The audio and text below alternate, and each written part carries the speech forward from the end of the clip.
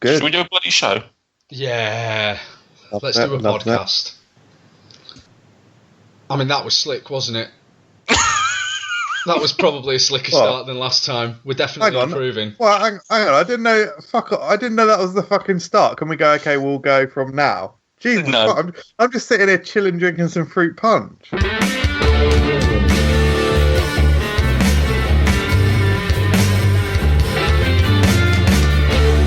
Hello, welcome to the second episode. Now that's slick. Yeah, the second episode of FRUK Unwrapped, the Food Review UK podcast with me, Stuart. We've also got Nathan, and joining us again is our surprise guest, who's not really surprised. It's Michael Jameson. Hello, boys. Hello. Hello, boys. Hello, sir.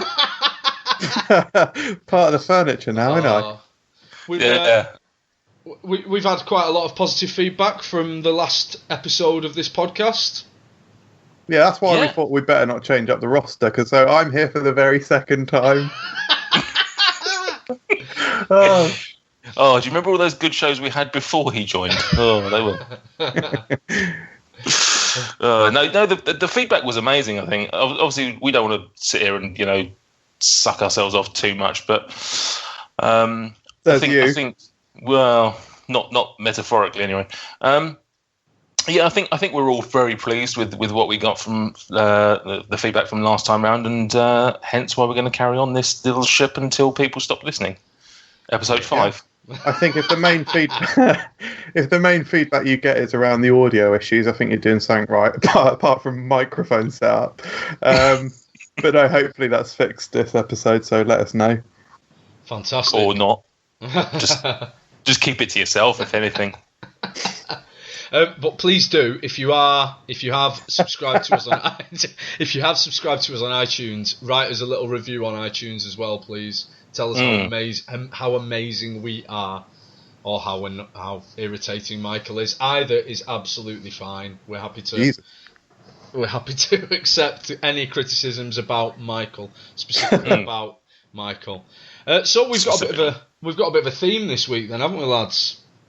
Yeah, last time round it was just a bit of a higgledy-piggledy. Let's just see what we can chat about for an hour. But this is the start of the real show, shall we call it? The show that you can expect, however often that we record these, because I don't think we've actually settled on a time frame. But we've got a fantastic theme headed up today. And it very much grew out of the previous podcast, though, because of course we had the amazing revelation from Michael Jameson that he did not eat pizza until the year 2007. Pepperoni very recently. Oh, what? Oh, do you know what? I actually thought that you were suggesting that you only had pepperoni recently. I didn't actually even pick up on the pun. What, out of interest, Michael, can you remember what the first that pizza in 2007? What flavour of pizza it was? It was cheese and tomato, wasn't it? I can't actually remember what it was. Do you know what? That's actually horrific. I can't remember. I have got some seriously good story. Well, make them keep listening. Some seriously good stories coming up.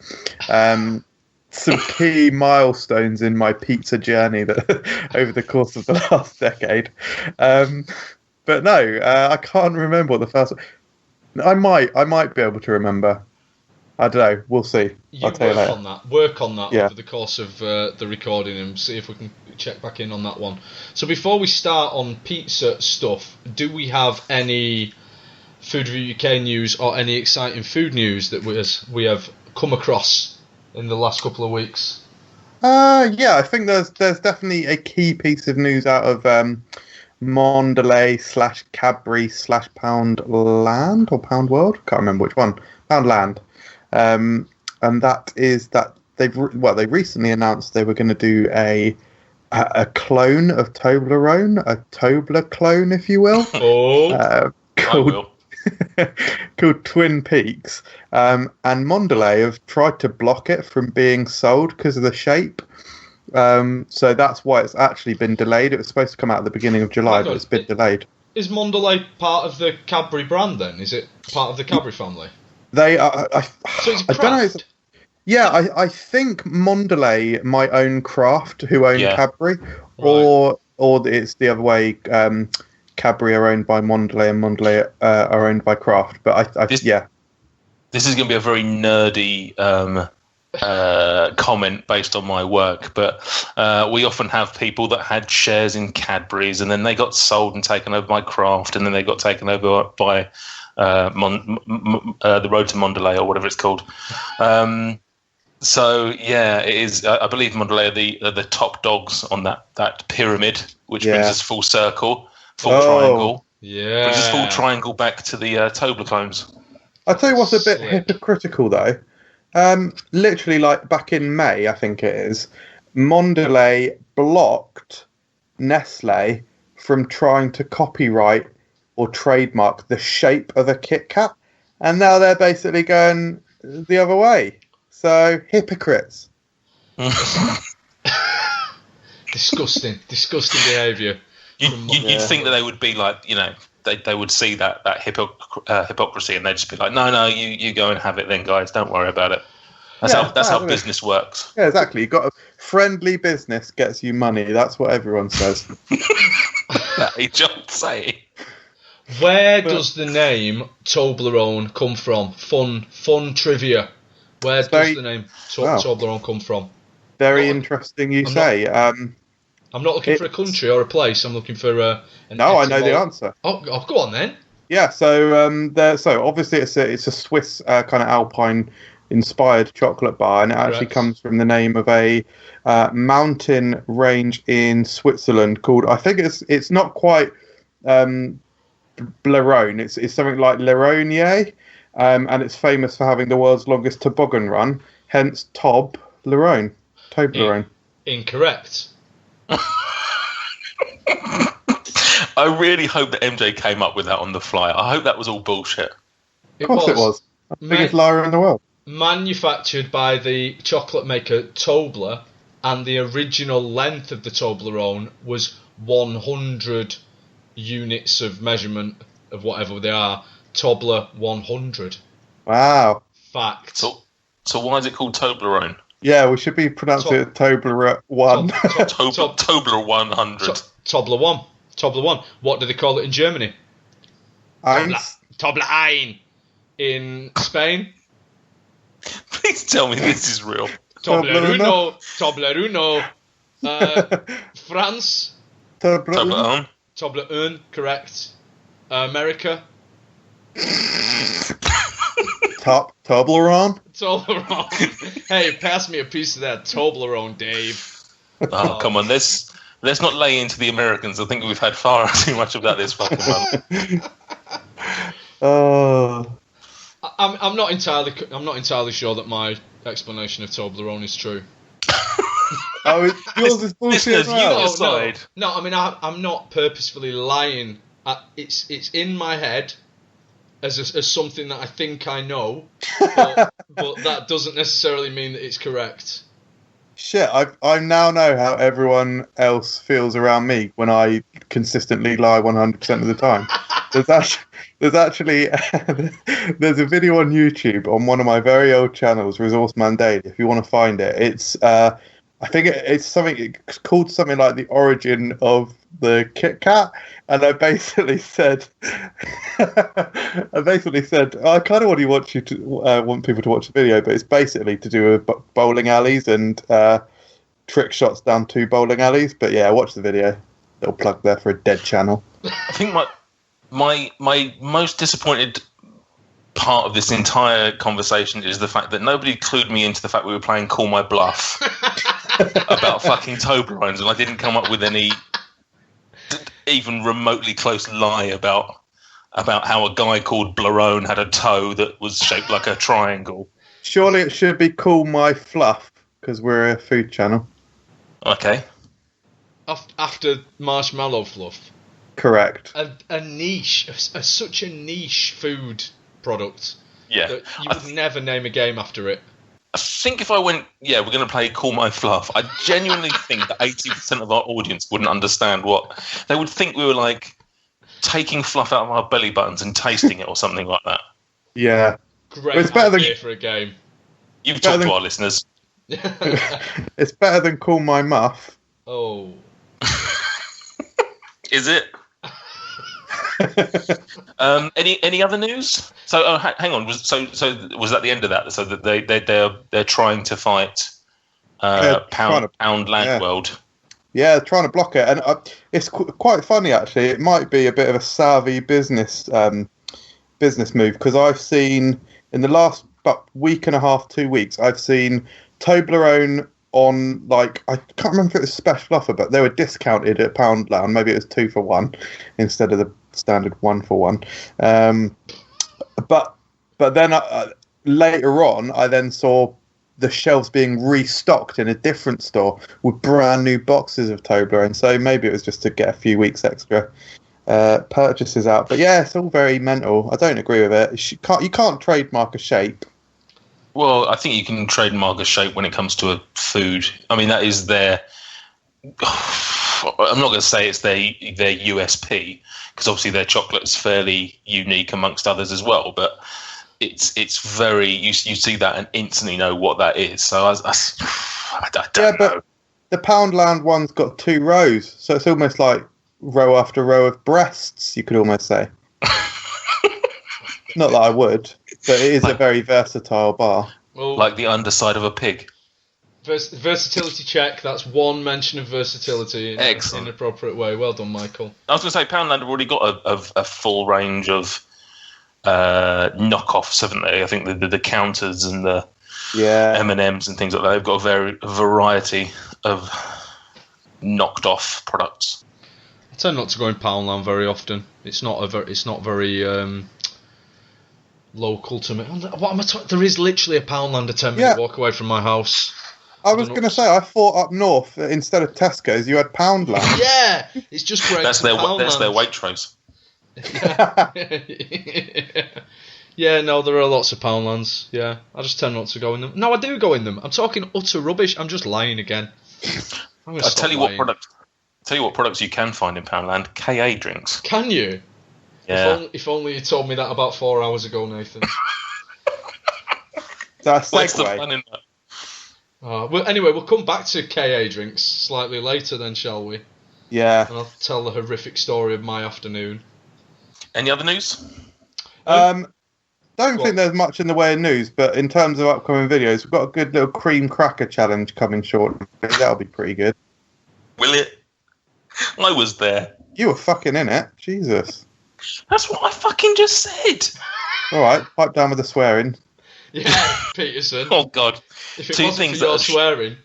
2 things that should never be seen on Food Review UK. Swearing and Americans, apparently. and to think of it, the Americans were swearing, so maybe that was the problem after all. Anyway. It's not really food news, but it is Food Review UK news. I've noticed there's been a remarkable upturn in personal comments being made towards presenters recently. So, favourites of mine were where you were referred to as possibly having gravity, which I enjoyed. I'm assuming it's referencing your very attractive personality. I would imagine so, or my seriousness. A comment which, I mean, possibly my ego made me think it was referring to me, but in relation to people on the channel with beards and tattoos who look like they should be working in a trendy burger van. I don't understand that reference, but maybe that's a southern thing. Maybe that's a... Do you get trendy burger vans up there? People who work in burger vans up here tend to be women called Pam, wearing a tabard. Not men with beards and tattoos, but... You look like a Pam. If I was going to work on the weekends as a lady of the night, I would call myself Pam. There we go. Very sexy. And I would do very well, thank you very much. Selling your meat. You yeah. Oh. Guys, I'm feeling a little bit insecure and a bit worried. Go on. Why? I need to move, but I'm conscious that we want to try and appear to be as professional of a podcast as possible, and I'm worried that the creaking of the chair that I'm on is going to ruin it. Are you worried it's going to sound like you're farting?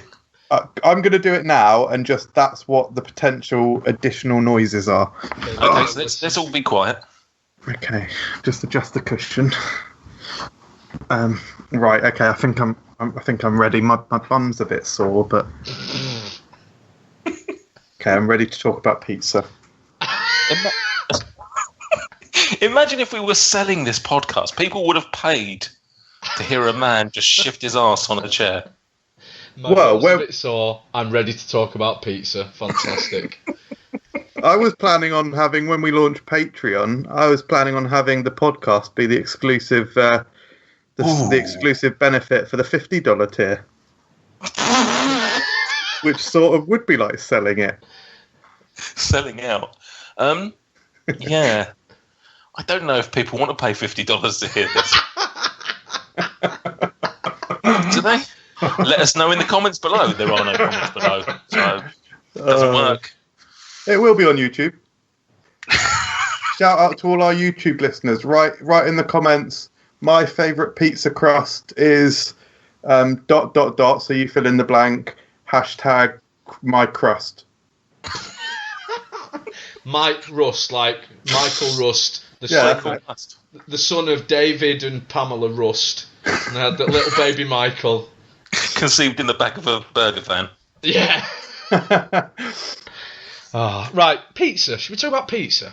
We shall. So I messaged you earlier today and said that I was going to find some interesting facts. Oh, you did? Yeah. So I want to maybe make this sort of a regular thing when we do our themes, and so we'll just start off on a very somber note so that it can only get better. So here we go. Fun fact number 1. The word pizza first appeared in Latin text in 997 AD. So there you go. It's literally that old. 1,000 years old. 1,000 years old. I mean, it does. I won't go into the details, but pizzas or what we consider certain style of pizzas like bruschetta and focaccia and things like that actually date way, way, way further back than that. But just the word pizza started around then. Well, hang on. I'm a bit confused by that. You said it was AD. Because I only started in 2007. Carry on. you said it was AD after Domino's, but how could it be after Domino's if Domino's is Pete? Can we end the show there? Because I don't think Michael's going to get any better. No, I think that's it with Pete. Yeah. Well done, Michael. Thanks very much. Modern pizza, i.e. as we consider pizza today, actually evolved from a similar flatbread dish in Naples, Italy in the 18th or early 19th century.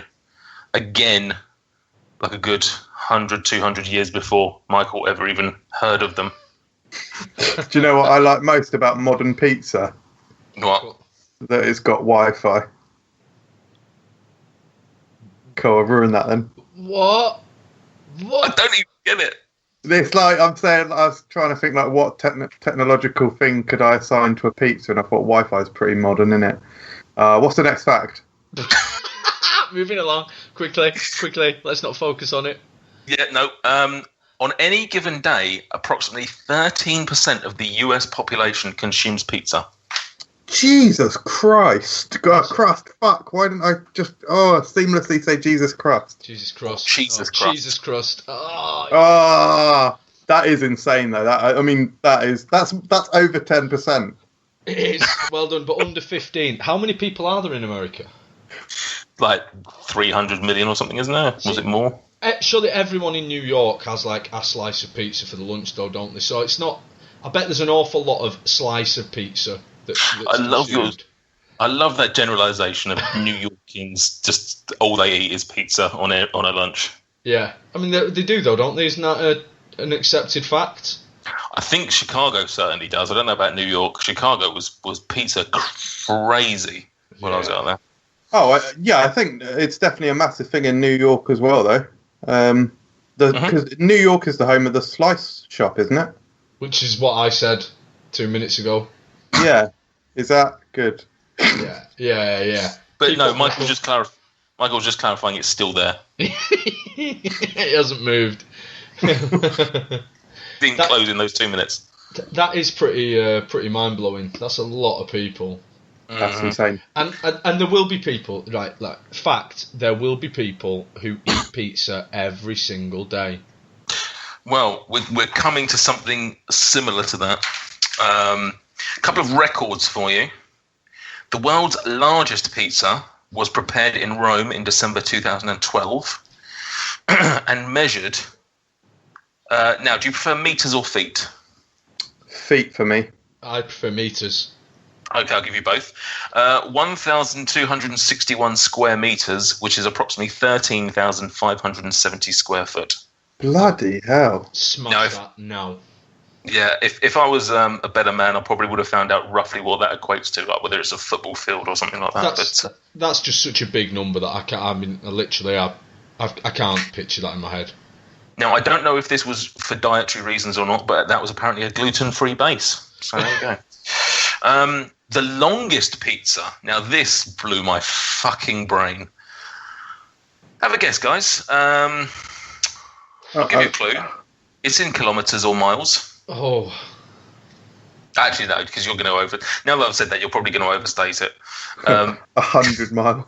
Exactly. And then I'll just come up along with some disappointing. No, I think it could be something stupid like the length of a marathon, though. It could be like 26 miles. It's definitely not, though. It's probably not. I just said it could be. I think it's 3 kilometres. It was baked. It was made in Naples, 2016. It was baked using a series of wheeled ovens, which moved along its length. Right. I don't know why so sexually. It measured 1.85 kilometres, which is roughly 1.15 miles. That's a mile of pizza. No, that's disappointing. Is it? Yeah, I was expecting a bigger pizza than that. Imagine you started walking now, Stu. Yep. At the start of a pizza, and you carried on. Yep. It was a mile and 1.15 miles. Surely there's a point where you'd go, that's quite impressive. But what about the bacon tray?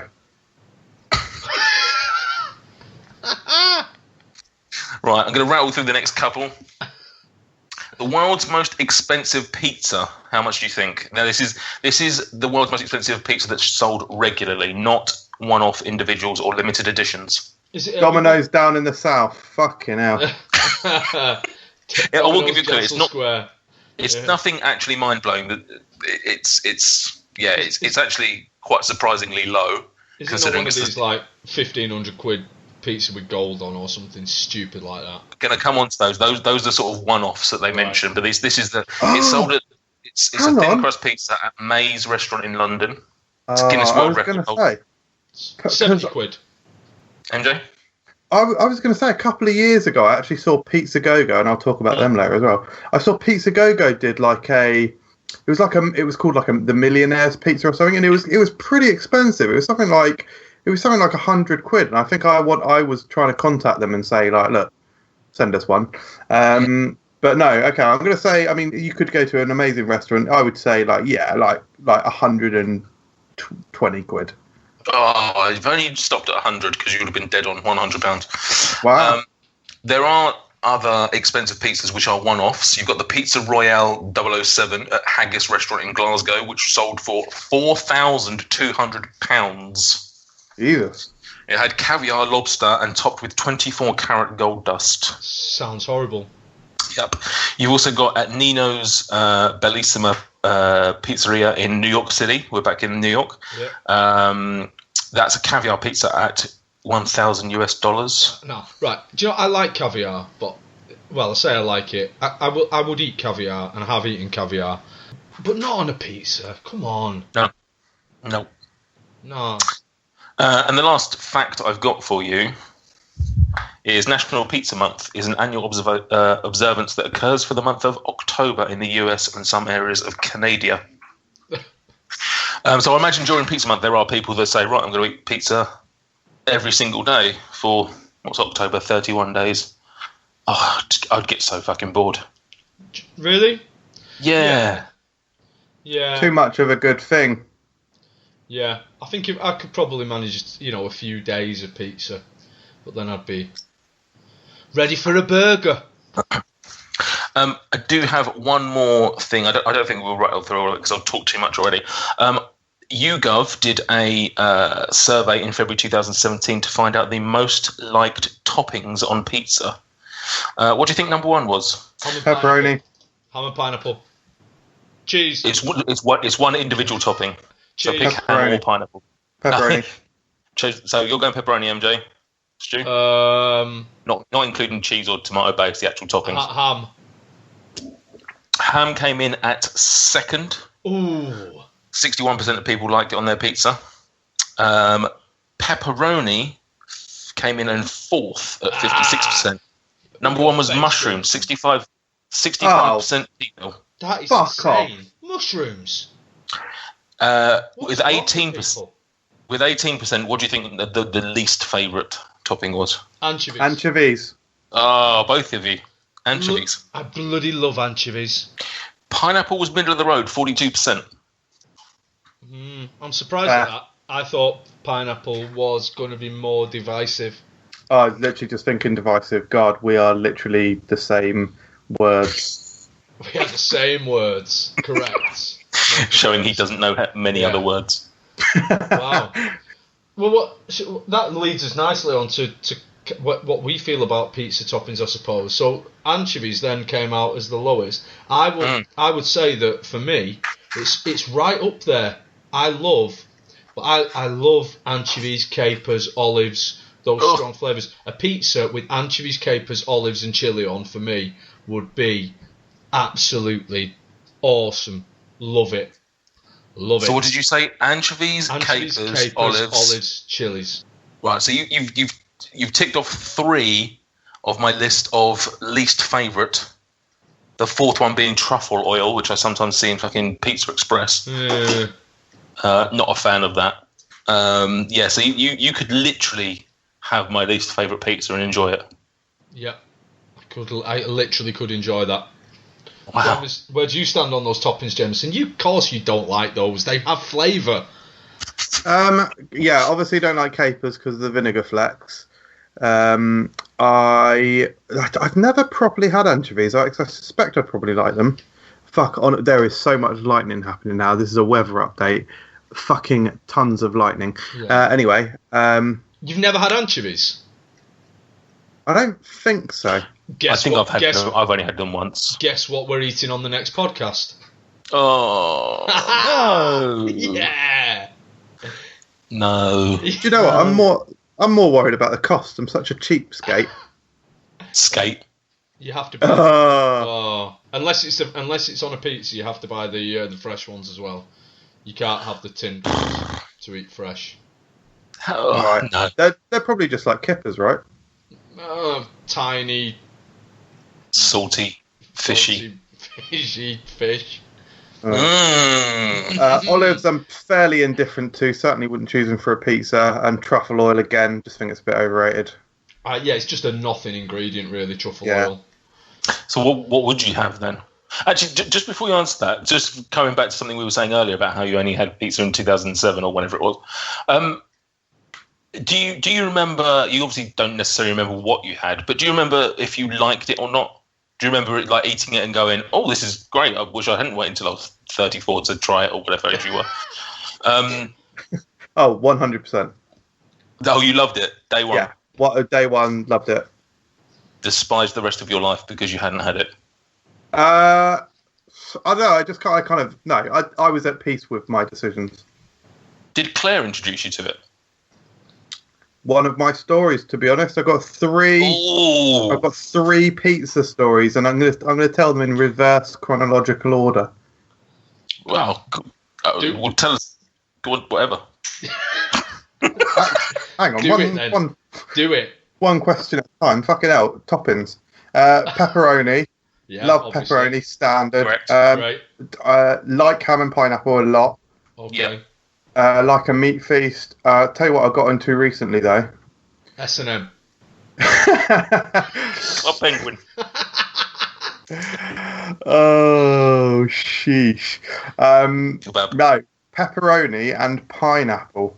Yes. Because the pineapple, the sweetness, it cuts through the fattiness, the saltiness, and the greasiness of the pepperoni amazingly well. Almost the pepperoni on its own is actually a bit too rich these days, but I don't know. That's good shit. Your aging palate. The pineapple thing. I don't think I ever had a ham and pineapple pizza or a Hawaiian pizza until maybe a couple of years ago, maybe even more recently than that, and I do quite like it. It works really well if the ham is nice and smoky. Yeah, but the pineapple is great. Did you see that thing in the news earlier this year about the Icelandic Prime Minister who told the high school students that if he got into power, he would ban pineapple as a pizza topping, like some kind of fascist. It's weird. Like I said, I mean that survey that I did earlier is like nearly half of the population actually likes it on a pizza. I don't really understand why it's so divisive. I think it's people that can't get their head around having sweet and savoury at the same time. I can only imagine it's that, because most people like. It was weird when I was looking at this survey. It gave the statistics of how many people like pizza. It was like 85% of people like pizza. How many people like pineapple? Again, around 85%. How many people like pineapple on pizza? 53%. It literally just sort of dropped down, even though they like both ingredients. What are your toppings? Me? Yeah. All the meats, your pepperonis, your sausages, your hams. I wouldn't. I'd quite enjoy like a Hawaiian and the pepperoni, the pineapple thing. I wouldn't necessarily say it's high on my priorities, but yeah, I quite enjoy it. I do quite weirdly like having tomato on a pizza, not obviously just as a base, but having actual tomatoes on it. Slices of tomato. More like little chunks. Right. It just sort of sweetens it a little bit. Yeah, a bit of sweetness. I get that. Yeah. Also, I'm a big fan of barbecue bases over tomato bases. If I can find a pizza with that, then I'm generally happy. I do tend to, when I'm ordering from Domino's or somewhere like that, tend to shift it from a tomato to a barbecue base because I'm a psychopath. Mate, you are going to love one of my stories. Good. I hope so. Yes. Yeah, only one of them. The one thing we haven't covered, bases. We literally haven't covered a base. What are you, a thin and crispy, a thick, a stuffed crust? Depends where I'm getting it from. If it's like an oven, then no, joke, obviously. Domino's really like the thin and crispy, which is literally like a cracker, like a cream cracker. Tend to not like the thick so much unless it's a proper pan style from like a pan style restaurant. I very often go mid-range. Obviously, favourite bases are like higher end, or not higher end, but good quality Italian restaurants where you got the char on the bread. Charred and chewy, Even I think some of the chains like Prezzo or Prezzo, however you pronounce it, I actually think their pizza is really nice, and again, fairly nice bread, nice flavour, and like I say, a bit of char. I will have a calzone over a pizza if I'm in one of those places, though. Oh, every day of the week. If I have the option to have my pizza folded in half, it is getting folded in half every day of the week. I love calzone. Love it. Calzone or calzone? Calzone. Calzone. Perhaps. Good. Yeah. Killing it again. Excellent. I think we've established what my place on the podcast's all about then. R.I.P. Sucking out the atmosphere. Death lips strikes again. Oh, fuck, he's passed on the superpower.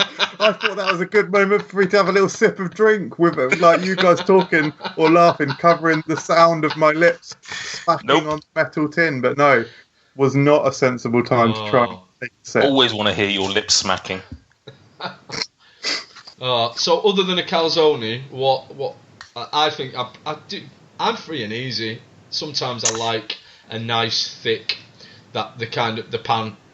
One of my favourite pizza places around Manchester way does them quite thick. My absolute favourite kind of independent pizza place does an awesome thin crust, and I love the Italian restaurant thin crust. So if I had to choose, it'd probably be thin crust. But I like both. Stuffed crust can do one. Yeah, pointless. No interest. Horrible, rubbery, shitty mozzarella that there's not even enough of anyway. No. Yeah, they're all like, even Papa John's is like, it's nice, it's fine, but I'm not spending £2.50 extra for that shit. You've made up my mind. Stuffed crust is my favourite. I was going to go with the thin, but now I've decided I'm just going to say stuffed crust because you're both wrong. Because why wouldn't you have more cheese? Why wouldn't you have more lovely melted cheese on a bit of bread that's boring and doing nothing anyway? You dip the crust in something. No. You have like a little pot of a sweet chili sauce or a barbecue sauce or some coleslaw, and you make things happen. Use your imagination. I love the marinara sauce that you get in Italian joints it's so simple, like literally passata or good quality sieved tomatoes and basil, and they're like, yeah, it's maybe salt and pepper. They're like, yeah, we're not even fucking hiding behind our ingredients, son. They usually don't say that. What was that voice supposed to be? I don't know, really. Just someone who's really kind of proud of their sauce. Oh, that generic stereotype. Yeah. Everyone's heard of. Right. Do you want to tell us one of these amazing stories then, Michael Jamieson? All right. Yeah. Well, like I say, I'm going to go in reverse chronological order. I say I've got 3 key pizza stories from my life. Pizza. The most recent is actually 2007. No, earliest. Oh. Yeah, ruined that. Yeah, well done. Yeah. Trying to mug me off. There's that cookie sauce voice again. Actually, I don't want a cookie sauce. Angeles, carry on. Oh. It's actually heavily documented online. It is there's so much lightning. I'm trying to not let it distract me, but I'm noticeably. Why are you getting so distracted by lightning? It's ridiculous. I can't see where it's coming from. Well, I assume the sky, but so no. Either that or Thor. Yeah. So this is heavily documented online. It is, of course, the Domino's Jansel Square branch fiasco. Literally, basically, Domino's announced like an Italiano range, and they trialed it out in literally, I think it was like 6 to 10 branches, really small. They were trialing it out for like a good 6 months. It was a long time. And I was like trying to get hold of them. No branches near. Obviously, thought it'd be good for the channel, but yeah, no branches nearby were doing it. Finally heard that it was rolling out, so I was proper excited about it. Brand new garlic bread as well, because I'm fucking certainly not a fan of Domino's normal garlic bread. It is just literally a fucking disc, not even a disc, a balloon of shit dough with barely any cheese on, and just terrible. And it's been terrible from every branch I've had it at. I've had it several. So anyway, they were releasing this new Italiano garlic bread, which was nice and thin, loads of special cheese, garlic flavour. So I was looking forward to that. And then, of course, one of their premium Italiano style ingredients, Italian like premium ingredients, or so they claimed. Anyway, so I put in an order, and including tiramisu. Put in an order at Domino's. Just search for Domino's Italiano on the YouTube channel and it will all come up. But basically, the order arrived. It was absolutely dreadful, and I was like, it was cold, dry, under-cheesed, missing the tiramisu. I said, "Where's the tiramisu?" And the driver said, "What's tiramisu?" And I was like, "You said what's tiramisu with you?" No, that's a different joke. Sorry. Yeah, it was just an absolute shit show. So that's the most recent. The reason I'm telling them in reverse chronological order, I hear you cry. It actually no, that's not a question, is it? The reason I'm telling them in reverse chronological order is because they go in order of building interestingness. Oh, good. I'm glad. I don't even understand that sentence, but carry on. We'll roll with it. They get better. I understand that sentence. That was the first story, the end of. Okay. Go on, start the second one then. Oh, fuck, I'm going straight away. I love it. Okay. So, second one, my dearly beloved wife. Oh, hang on. Dearly beloved? You only use that at funerals, don't you? Really? That was a big lightning. Oh, Jesus Christ. It's getting closer, I think. If I suddenly vanish, just finish, go on without me. Do not. Do we get to finish your story? You could write a better ending onto it. No, so I'm starting to think I might have been eating pizza for slightly longer because I've been with Claire for 12 years, and this story comes from 12 years ago. I'm wondering if the next story should come after anyway. Oh, fuck it, I'll just tell him an interesting... I don't think anyone cares, Michael. No, correct. So anyway, Claire and I had literally just started dating like a couple of days. I came round her house and probably the same reaction that you guys had and every one of our listeners had. She brought up, I was round her house. What did you just stop yourself from saying then? Probably nothing, I imagine. Anyway, we were in her bedroom. I was round there for, and then a deathly silence, and then you changed the phrasing. Right, carry on. Just edit that. Yeah. Pause out. Edit it in. Yeah. Like I did. Yeah. Let's. Anyway, so we were on her bed, and she went down to get dinner, and she brought up a plate of pizza slices, and I was like, "Oh yeah, isn't it?" And she was like, "Yeah." And I was like, "Oh, I don't actually like eat pizza. Not really into it. I don't really like it." And she was like, to be honest, actually, do you know what? She didn't actually react that badly. And she was like, "Oh yeah, cool." But she obviously, since our relationship has grown and developed, she apparently thought, "What a fucking weirdo that doesn't like pizza." And she hasn't. And she hasn't stopped yet. Correct. Yeah, that's. I wonder if that was less interesting than the Domino's story. I think the best part of that story was that the innuendos or the insinuations towards sex, even to the point where I was slightly worried that pizza was going to play a part in sex. Well, pizza is this is how you went. You went. She brought down some pizza slices, and I went, "What are those?" And she turned to me and said, "You're going to find out, big boy." That's how I thought that story was going to play out. But and I said, "Is it stuffed crust?" And she said it will be. Okay, I'll go into the last story.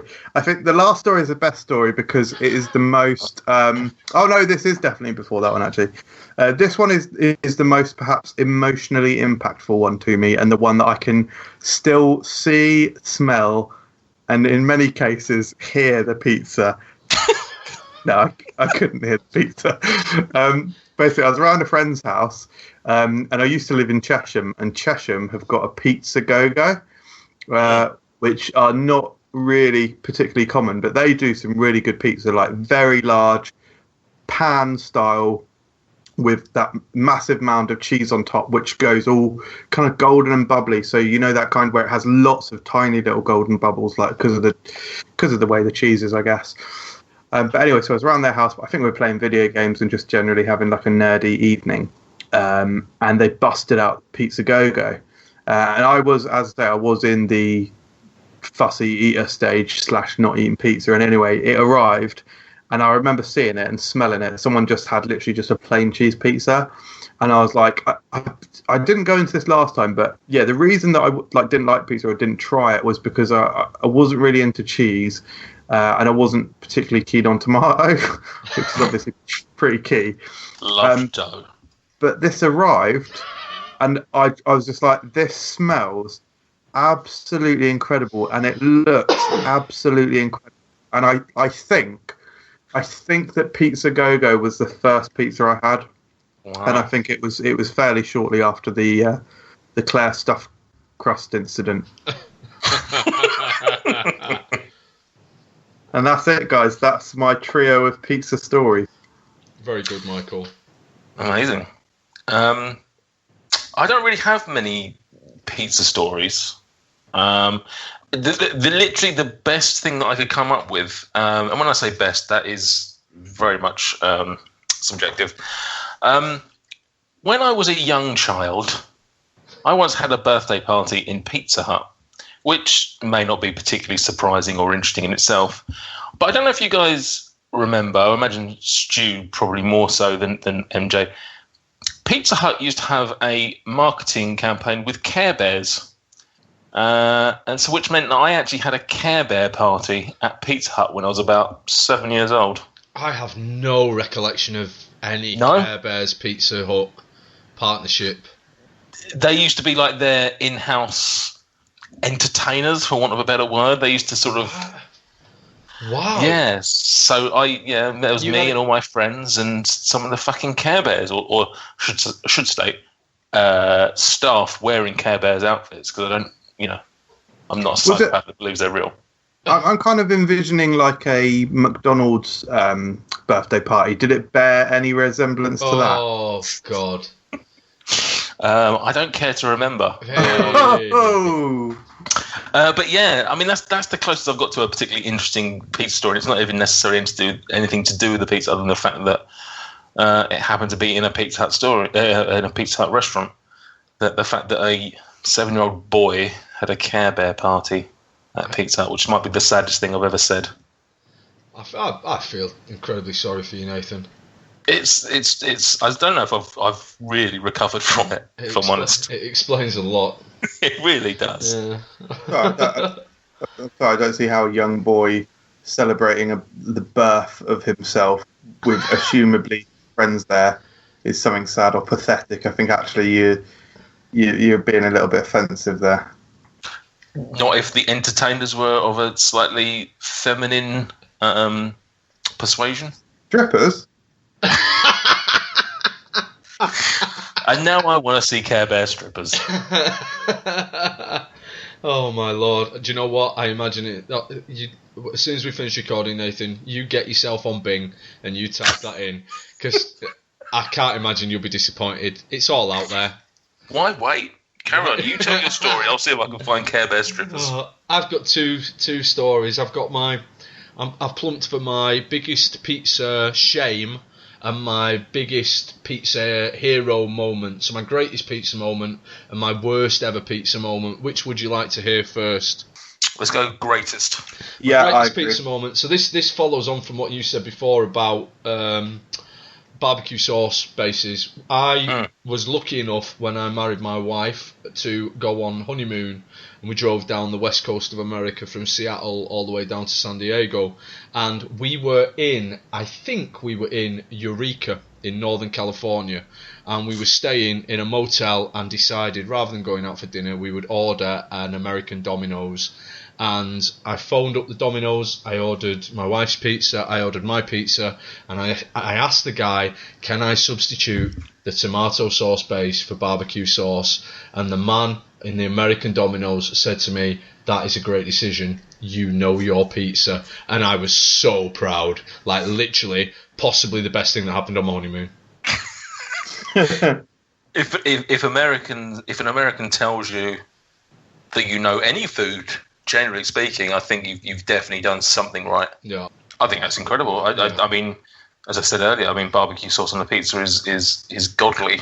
Yeah, and I think you've. I certainly see you in a new light. Thank you. Good. I'm glad. I've been saving this story for such an occasion, for when I felt I needed to raise my profile and get the respect that. Hang on. Go on. Is that the end of the story? Yeah. I was literally sitting here waiting for. I was like, "Oh, this is going to be amazing!" Like, no, I thought this story was going to end up with you getting like a bottle of barbecue sauce. Like it was going to be that there was a bit of confusion over barbecue sauce on a pizza. No. That is no, I don't think you've understood. An American Domino's worker told me that I knew my pizza, and it was a great. I can't believe you pissed on my chips. I'm with you, man. Don't let this guy who only discovered pizza this millennium knock you down for your pizza store. To clarify, that happened in 2009 when Michael Jameson had only been eating pizza for 2 years, so he clearly probably still isn't at that level now where he knows his pizza, according to an American Domino's worker. The other story is entirely the opposite end of the spectrum. This is shameful, right? I've never had a Papa John's. but to my understanding, Papa John's is the same company as what was Whoa, what was that? What was what? It was me throwing my headphones off. Oh, right. In anger? Right. Yes, of course in anger. About Papa John's? I heard you say. Yeah, you've never had Papa John's, fucking idiot. I don't think to be honest, I don't get many kind of takeaway pizzas. But is Papa John's, I believe Perfect Pizza was like a predecessor of Papa John's, am I right? No, that's incorrect. No. Well, anyway. Perfect Pizza are still going. Are Papa they? John's is yeah, I know one or two are in this area. All right. Well, anyway, and also I was going to say Papa John's is American, whereas I think Perfect Pizza might be English. Yeah, I think you're right. Oh, well. Right. Well, back in the day, we must be talking 2002, 2003. That I used to regularly order pizza from a Perfect Pizza. They did a barbecue pizza that was barbecue base, onions, chicken, bacon, and it had sweet corn on it. Now, I don't to this day like sweet corn on pizza. I like a corn on the cob, but I don't like sweet corn on pizza. So I used to order this pizza, Texas barbecue or whatever it was called, no sweet corn. Anyway, one Saturday night, it's about 11:30 at night, a little worse for wear, had a few drinks with friends, been enjoying myself, as a young man should, decide to order a pizza, phone up, Texas barbecue, no sweet corn. Pizza arrives, take it into the kitchen, open the box, it's got sweet corn on it. Phone up the Perfect Pizza, the sweet corn on this pizza, mate. Yeah, I asked for no sweet corn, you put sweet corn on it. Guys, I'm really, really sorry. I'll get a new pizza back out to you straight away. 10 minutes later, knock on the door, Perfect Pizza. Give him the previous pizza back, take the new pizza off, go, thanks mate, cheers, get into the kitchen, open the lid, sweet corn again. So I thought I'm back onto Perfect Pizza. Hi mate, it's Stuart again. You've put sweet corn on my pizza. There's sweet corn on this pizza again. He says, I made that pizza and I did not put sweet corn on it. And hang on, the delivery man has just got back in the shop now. I've got the original pizza and there is no sweet corn on this pizza. I'd literally hallucinated sweet corn on two pizzas and I never ordered from Perfect Pizza again.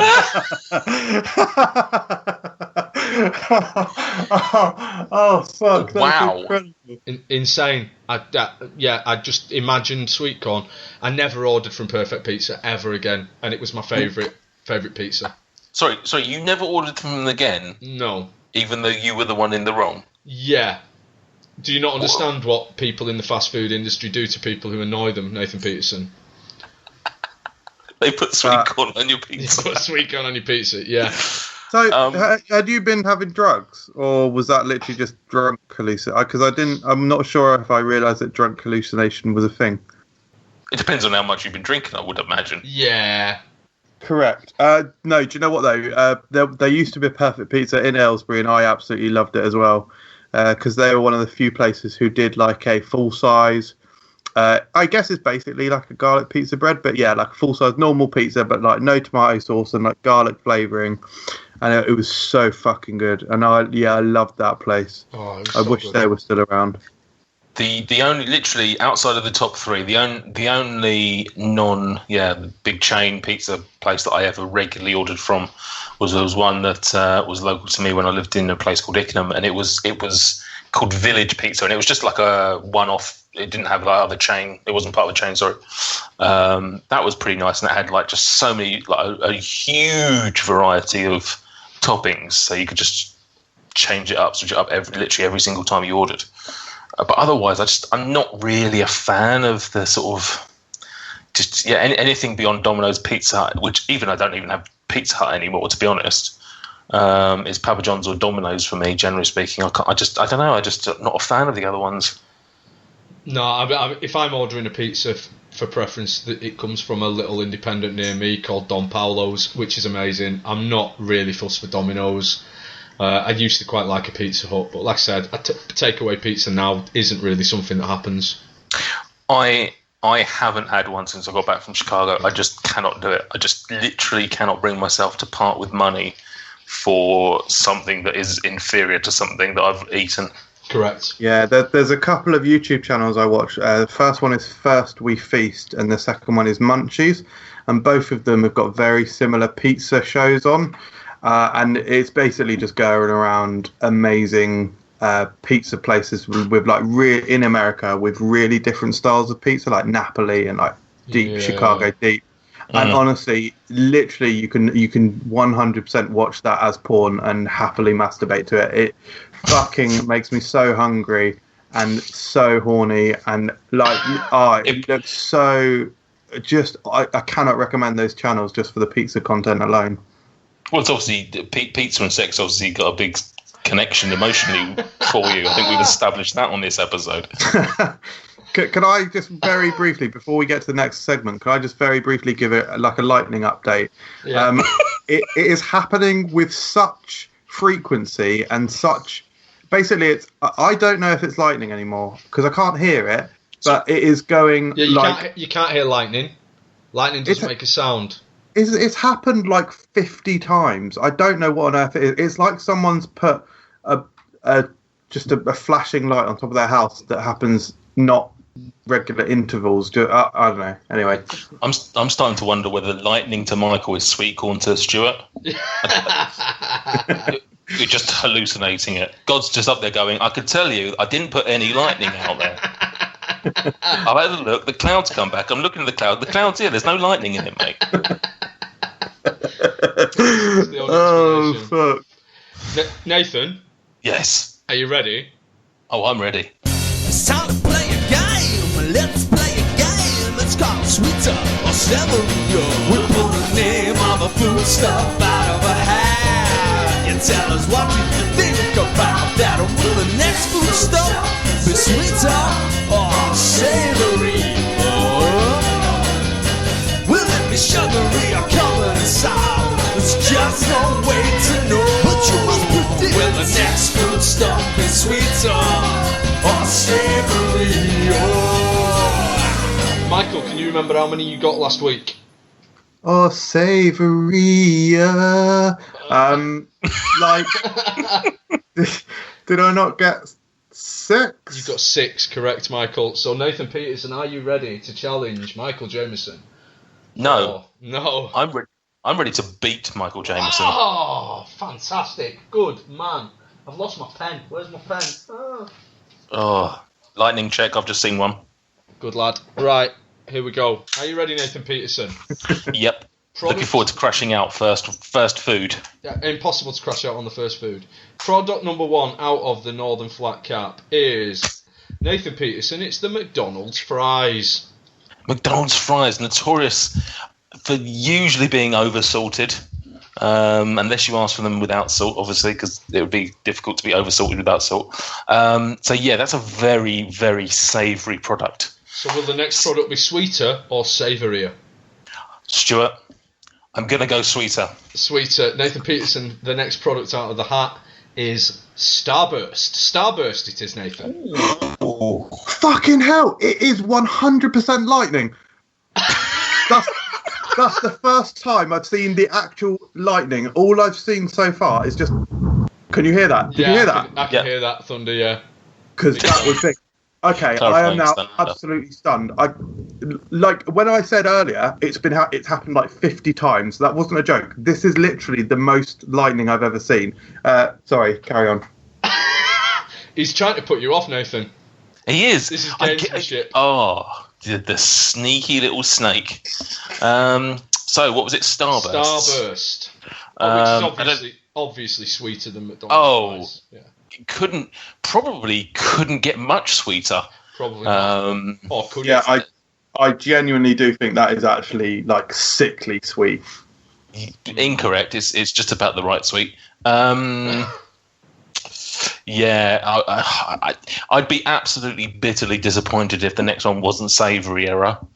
Yeah, I've added an extra in there. I think each week we should. I think each week we should add an extra into Savourier. I like to pronounce it Savourier. Hello, I'm your Savourier this evening. Yeah, I've got to go Savourier.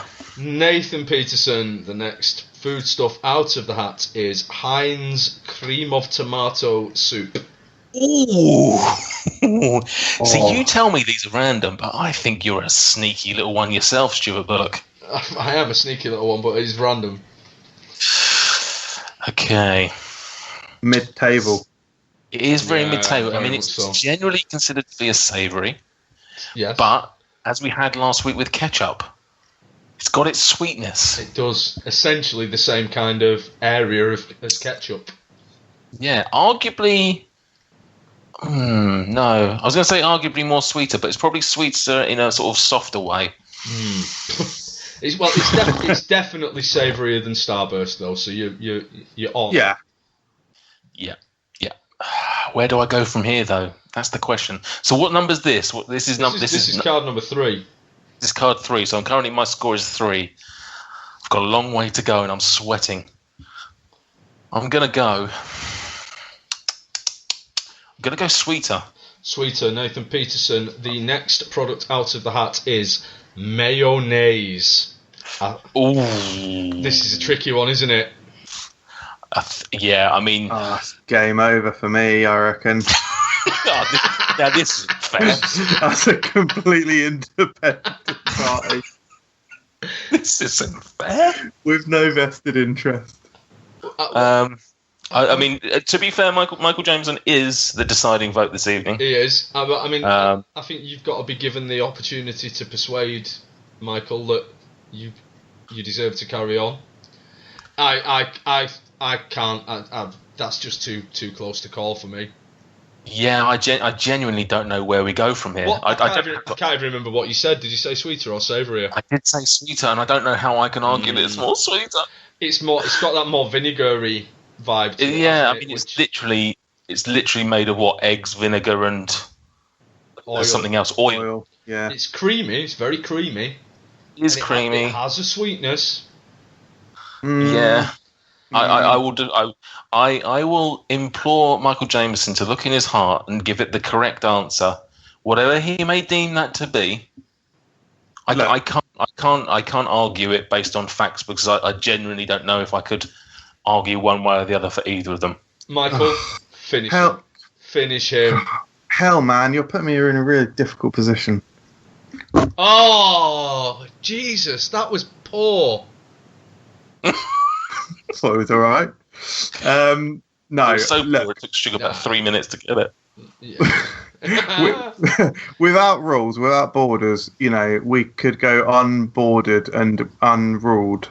Anarchy. So, guys, mayo is 100% more savoury than More savoury? More savoury? What kind of language is that? Savourier, sorry. Thank you. So it is savourier than tomato soup, I'm afraid. Yeah. Nathan Peterson, you got 4. I think that's probably the correct. I think that's probably the correct result. I'd love to have gone. I've had a great day. You got your best night home. I would have loved to have gone. I would have loved to have gone further, but unfortunately, I think probably Michael's made the correct decision there. Yeah, absolutely. But Nathan, you do still get this checkbook and pen. Whee! Is there any money in the account? Actually, yeah, I should have said checkbook holder. Oh. Checkbook holder. Oh, I'm bitterly disappointed with that. Which is so useless because people don't even use checks these days. So you've got a holder for something that people never use. Brilliant. Good. That's why that's funny. It's worth coming second place for. I can't imagine how disappointed you must feel. I'm devastated. But to be fair, with tomato soup, it was a tough one. Yeah. Obviously, if I'd said savoury, it would have been fine. I would have won that, but that was a 50-50 shot for me. Yeah, I think it's similar to when I had the tomato ketchup last time, and I actually made the right choice. It's similar to that. It's similar but different, entirely different. But, you snivelling worm. Well, what? You've got to play the foodstuffs as they come out of the hat, as the old saying goes. Sick as a parrot. It's a game of two foods. Well, if you think that's perhaps ruined your day, that brings me rather neatly onto the ridiculousness of my afternoon and the lengths that I went to for this stupid podcast when I drove around for 2 hours visiting approximately 20 shops to buy... Is that serious? 20 stores? I mean, no, I'm exaggerating. But, I think I probably went in like 8 or 9 shops, including three supermarkets and a small ethnic cash and carry. That's some dedication, though, to be fair. Yeah. Insane. And to top it off, I found it in the shop round the corner from my house. Oh. Well, you found it. That's the key ingredient here. Correct. Should have gone there first. I should have done. I probably should have. It's always in the last place you look. It's Shall I go and get it out of the fridge? Go for it. I'll go and get it. Yeah. Do you know what? Do you know what I wish I'd done? What? I wish that I'd got the ice lolly out of the fridge now, or freezer, instead of at the beginning of the show. Why have you... You absolute idiot. Right, Nathan, while I've gone getting this out of the fridge, do you want to explain what's going to happen with this tasting then? Absolutely. So, as some of you who listened to the first show will remember, Mr. Michael Jameson threw out a challenge because our main host, Stuart, claimed that he had never tried KA Fruit Punch, which is, I think, deemed to be the unofficial official drink of Food Review UK. Yep. So, the challenge was set that Stuart was going to review it. And we actually originally planned that all three of us would review it. But however, me and MJ have already reviewed the product. You can catch that now on Food Review UK's YouTube channel. Just search KA Fruit Punch. So I came up with I devised an idea. I don't know how often we'll do this, but where we've got products that maybe one or two of us have tried before, we'll have what's called a FRUK three-way. I think that's the type we'll probably end up on, where we try them in a variety of ways. So Stuart, I believe, is going to be drinking the drink neat, as it were, for his first review. MJ, whether or not it's been edited in or out, I don't know. MJ was going to have a lolly, but now it's got nothing. I'll post a picture on our Instagram at FRUKgram of what it looks like now. Yeah. I mean, is there any substance to it whatsoever, or is it now just pure? Let me just test it. Do you know what? It's not even completely melted. It's not even particularly cold. Okay. And for my third of the three-way, I'm going to make myself a little cocktail. I've got some Malibu. I'm going to have it with fruit. Now, you laugh. I think you'll find KA, a taste of the Caribbean. What alcohol better suits it than Malibu? Rum? Didn't have any rum. And what better drink suits it if you don't have rum? Malibu, definitely Malibu. There we go. Thank you, Stuart. So, I mean, let's let Stuart go first, because obviously he's not had the drink before. You have had KA products before, though. I've had the black grape. I've had their ginger beer. I like KA products. They've been good. It smells. It's got a little bubble gummy. Mm-hmm. Yeah, it's a very vibrant pink colour. Mm-hmm. Yeah, the colour is stunning. I'm really thirsty. Last time we recorded, I had a drink. I had a beer as we recorded. This time I've held off having anything to drink so that I could enjoy this. Fool. Right, I'll have a taste. This is so exciting.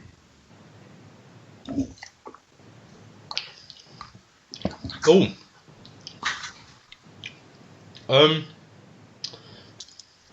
I don't know how to describe the taste. It's got that it is slightly bubblegummy. Uh-huh. It's nice. I feel like you're going to be disappointed with. It's quite sweet. Yeah, to be fair, I think beer enthusiasts are probably not their target audience. I'm looking at the ingredients now, which are insane. It's got radish in it. Yep. And sweet potato. Yeah, it's Caribbean. Come on. Yeah. Cherry. I'm definitely getting the cherry, which is nice. Mm-hmm. I enjoy the flavour of cherry. It's got esters of wood rosins in it. I love their flavour. I mean, that's probably my favourite flavour. Mm. It is nice. Can that be the title of the episode? Esters of Wood Frosting. I'm looking at the can here. I've never heard of that. It sounds like a 1980s very mellow female-based drama on ITV. Do you know what? It's really nice. It's sweet. It's a sunny drink. It's unique, right? It's a bit sherbety. Yeah, it is definitely. It's got that kind of soury fizziness. It sounds stupid saying it's got a fizziness to it because it's a carbonated soft drink, but it's a fizzy flavour rather than a fizzy mouthfeel. It's good, you know. It tastes a little bit artificial. Fair. In terms of sweetness, rather than, but I like it. I'm not sure I would pick it up again. And that was the day Stuart got fired from the channel. I think I'm probably. Yeah. I can't decide whether it's a super low 4 stars or a high 3. It's a high 3 stars from me, I think. Oh. Like, I'm not being funny. If I throw my headphones down again, it's just going to break them. So we just simulate that? Can you just edit the noise from earlier? Yeah, I'll cut that back in. So what did you give this? Is this like a 6-star product? I don't think it got quite a 6. I reckon it was probably a high 4 or a 5. Yeah, I think we actually reviewed it, gave it a 4, and then I think we re-reviewed it. I think I gave it a 5, and now it's just kind of so embedded in my life. I don't even have it that often, but it means so much to me. The design, the colour, the flavour, the fusion episode we did with because it basically tastes like the double dip from Swizzle's Matlow, combined orange and cherry. It has a lot of good memories, and I love everything about it. So for me, it's kind of a 6 because of all the emotional attachment. Jesus Christ! Oh, perspective, my friend. Excellent. I would never choose this over a ginger beer, which is probably my favourite soft drink. My other favourite soft drink is probably Rubicon Mango. It would be. I'd have it over a Coke. You know, if that's a positive that I can take from it. I like it. It's just not really your thing. It's all right. It's nice. It's a nice soft drink. It's a nice soft drink. But I prefer my soft drinks a little spicier. Harder. Yeah. I imagine if you and I swapped drinks, Nathan Peterson, I'd be marginally happier. Yet mine's probably even sweeter. Well, yeah, but sweeter in many ways. Yeah. Um, I'm very intrigued to hear what Nathan's is. Nathan, this is so weird. What Nate's is like. So I'm actually gonna on that point. Can I just say that for the last 2 hours of podcast life that we've had, you have both consistently called me Stu, and I cannot stand being called Stu. Oh. I mean, I almost exclusively call you Stu. I know you do, and I've been waiting for an opportune moment to bring it up. And I mean, it's just got to the point now where it's become unbearable. Are you serious? Yeah, no one calls me Stu. What, do you prefer I think Stuart? we both do. I know you do, yeah. Stuart, yeah. Yeah, literally, that is absolutely fine. I'm really sorry because I've genuinely called you Stu for, I think, 12 years? Yeah, not a problem, Mick. That is absolutely fine. Good. Mickey. Good. Miko. We do like all those names. Well, forever shall you now be known Stuart.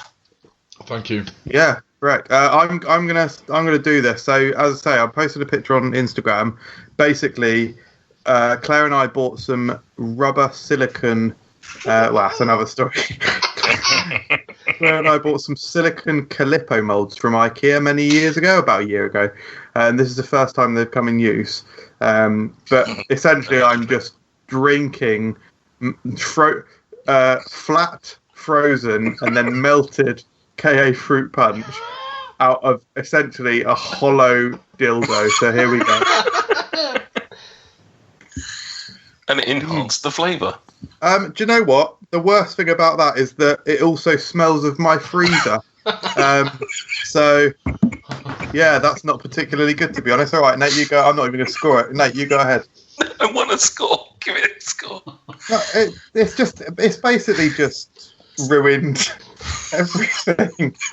It's Ruined everything. You know what? And it's still better than most drinks. It smells of my weird freezer. It smells of frozen peas and frozen plastic. It was literally warming up. There was about 30 millilitres. So there was nothing of it, and it's in this kind of floppy thing. That's still better than most drinks. That's a 3. That is. It's 3 stars. So with all those negatives, it's still the same level that Stu gives the normal drink. Yeah, it's still really nice. Amazing. So yeah, Malibu. I've just had a couple of sips of it, of the fruit punch on its own, just so that I can sort of compare and contrast. Obviously, massive amounts of coconut smell coming off. That's actually quite nice in a very feminine, definitely not masculine way. When you're drinking a pink drink, which is filled with Malibu, I don't think there's any way I can butch this one up. Is it taking you right back to your 7th birthday party? I know, try drinking it out of a dildo. It's really nice, actually. Definitely the Malibu adds to the tropicality of the drink. Obviously, it's not ideal that the drink was taken out of the fridge like about an hour ago, so it's not particularly cold. Oh, is it melted? It is melted, although I think it was melted previously. I actually really like that, and I might even be pushed to say I might like that even more than on its own. Wow.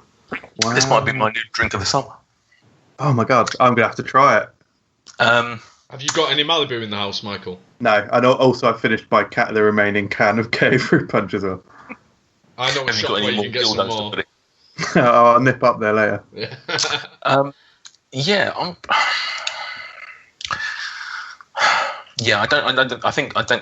don't really want to give it too high a score, because actually the more I'm having sips of it, the more sickly it's becoming. So I think I couldn't have more than one of these. I don't think.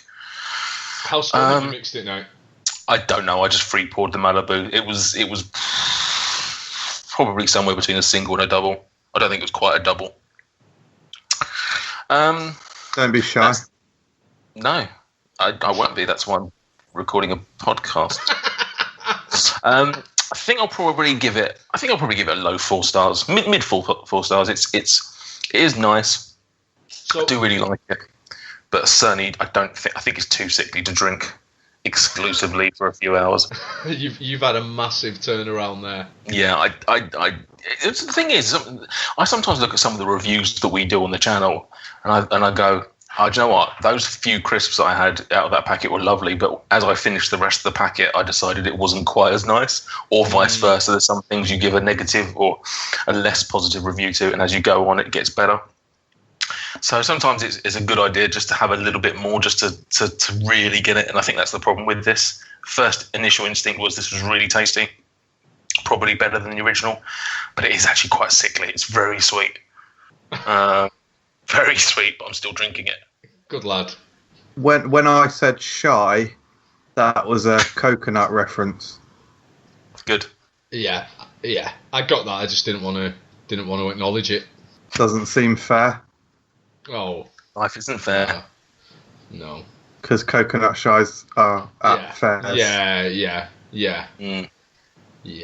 Let's throw that one out. Yeah. Well done. Oh, shame. That's isn't it? Ruined it, innit? Yeah. Yeah. You're having a nice time until then. It's that last hour and a half down the pan.